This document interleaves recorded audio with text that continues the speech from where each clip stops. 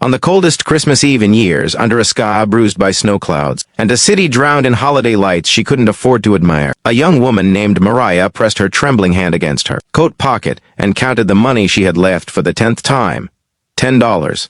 Nothing more. $10 that had once meant hope, but was now barely enough for a bus ride, and maybe a single loaf of bread if she walked home afterward. $10 standing between her and another long night on the street, because the shelter she usually relied on was already full, and all she wanted, more than warmth, more than food, was simply a ride away from the places that reminded her she had no one left in the world. If you believe in kindness, compassion, and second chances, make sure to like, comment, share, and subscribe to the channel, because stories like this are meant to remind us that miracles often show up when we least expect them. Mariah stood at the bus stop with her boots soaked through and her finger numb, watching families rush past her with gift bags and shopping carts. They were laughing, rosy-cheeked, wrapped in scarves and love. She envied their joy, but she didn't resent them. She only wished life would give her one small moment to breathe, one moment where she wasn't fighting to survive. It had been 2 years since her mother passed away and left her with debts instead of memories, a bleak apartment instead of a home, and a landlord who eventually locked her out when the money ran dry. She had taken part-time jobs where she could, cleaning, stacking, serving, but each one slipped through her fingers like water. The city was unforgiving, especially to the alone. That night, she planned to ride the bus to the only all-night diner that didn't chase her away. She would sit at the far corner, where the servers often pretended not to notice her empty table. She would warm her hands over a cup of hot water and pretend it was tea. $10 would get her there. $10 would keep her moving. $10 would keep her invisible enough not to freeze. When the bus finally arrived, headlights cutting through the swirling snow, Mariah hesitated. Behind her, she heard a soft sound, a small whimper, like a wounded animal. She turned and found a woman crouched on the ground, crying softly, with 2 small children clinging to her coat. Their hair was dusted with snow, and the smallest boy wore only a thin sweater. The mother seemed desperate, searching every pocket she had, whispering frantic prayer, as the bus driver shouted that the bus wasn't free and he wouldn't wait long.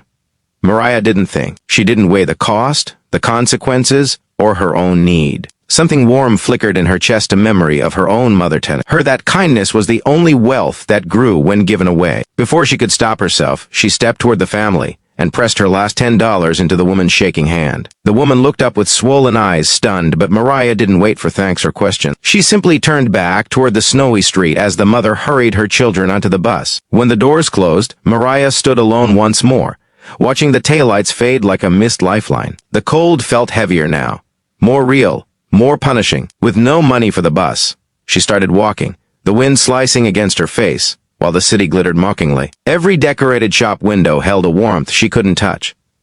Every car that passed her reminded her she didn't belong anywhere. Her legs grew stiff, each step a dull ache echoing through her bones. She wondered if this would be the night she simply couldn't keep going. As she reached the corner of an upscale avenue, a place she usually avoided because the sight of wealth only deepened her loneliness, a sleek black limousine slowed beside her. It was the kind of car that seemed too polished to exist in the same world as her frayed coat and tangled hair. First, she ignored it, assuming she was just in the way. But the limousine didn't leave. It stopped, the back window lowered. Mariah froze.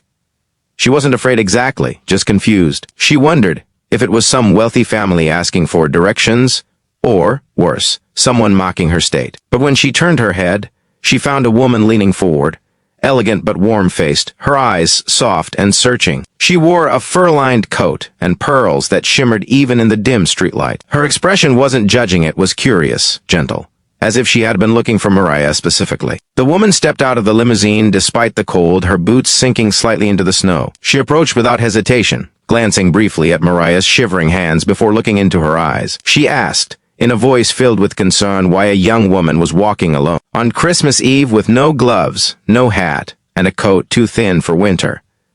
Mariah tried to answer, but her voice faltered. She didn't want pity. She didn't want to explain her life story to a stranger who would forget her the next day, so she merely shrugged and said she was heading north. The woman studied her for a long moment, and then, as if she had made an unshakable decision, she opened the limousine door and invited her inside, not as charity, not as a rescue, but as though it were the most natural thing in the world. Mariah hesitated, but the warmth spilling from the open door felt like an embrace, and the cold was sinking deeper into her bones. Her instincts didn't scream danger.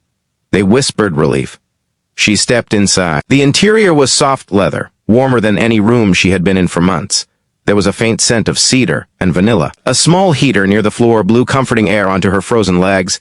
The driver nodded at her politely, unfazed. It was surreal, like stepping into a different universe. The woman joined her, seated gracefully yet with an air of someone who had kneeled in the storms of life before. She offered Mariah a cup of hot chocolate from an insulated tray the car carried. Mariah accepted it, her hands trembling as the warmth seeped into her fingers. As the limousine pulled away, the woman asked simple questions, not invasive, not demanding, just gentle exploration of who Mariah was. Mariah answered carefully at first, but soon, the walls she had built for survival began to crumble. She found herself telling parts of her story, her mother's passing, the debts, the eviction, the lost jobs, the cold night she covered with hope that rarely lasted till morning. She even mentioned the small family she had helped just moments before, and when she said she had given away her last $10, she expected the woman to call her foolish. Instead, the woman closed her eyes briefly, moved by something deeper. The limousine drove toward the wealthiest part of the city, and Mariah grew nervous. She wondered if she had made a mistake, stepping into the car. But when the gates opened to a sprawling estate decorated in golden lights and towering evergreens, she didn't feel fear. She felt awe. It was the kind of place children imagined in fairy tales. Inside, she was welcomed with warmth and kindness by the household staff. They gave her clean clothes, thick socks, and a place near the fireplace. The woman returned with a soft wool blanket and wrapped it around her shoulders with a tenderness that made Mariah's throat tighten. For the first time in so long, she felt seen, not as a burden, not as a shadow, but as a human being with a heart that still tried to do good, even when she had nothing. As the hours passed, the woman revealed the truth. She was the owner of one of the largest charitable foundations in the region. Every Christmas Eve, she went out into the city in search of people whose kindness shined brighter than their circumstances. She said she believed generosity revealed a person's soul more clearly than success ever could. Tonight, she had witnessed what she called a miracle in motion, a young woman giving away her last $10 without hesitation or expectation. Mariah listened with disbelief as the woman continued. The family she had helped, the mother and 2 children, had been found earlier by the woman's outreach team. They were now safe, fed, and sheltered because Mariah had given them just enough to reach the place where help waited. Her small act of kindness had not only saved them but had allowed the foundation to locate them in time. The woman looked at Mariah with eyes full of admiration and offered her an opportunity that would change her life. Not a handout, not pity. A job. A home. A chance to rebuild everything she had lost, with the support and dignity she deserved. She told Mariah that the foundation needed people with hearts like hers, people who knew struggle, understood compassion, and believed in humanity even when life felt cruel. Mariah felt her vision blow her with tears. For the first time in years, hope didn't feel like a stranger. It felt like a second chance. The following days unfolded like a dream. She was given a small apartment on the estate grounds until she could find her own place. She received training for the foundation's community outreach team. She worked side by side with people who believed in helping others rise. She found purpose again. She discovered a strength she thought she had lost. She even found happiness, quiet, steady happiness that filled her like warmth returning to frozen hands. Months later, she visited the family she had helped that night. They were thriving. The children ran to her with wide smiles. The mother hugged her tightly, whispering that Mariah had been their Christmas miracle.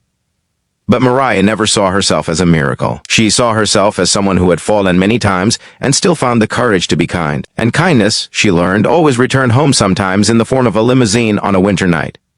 If this story touched your heart even a little, please don't forget to like, share, and subscribe. Your support helps bring more uplifting stories to the world. Before we end, tell us in the comments, do you believe that a small act of kindness can change a life?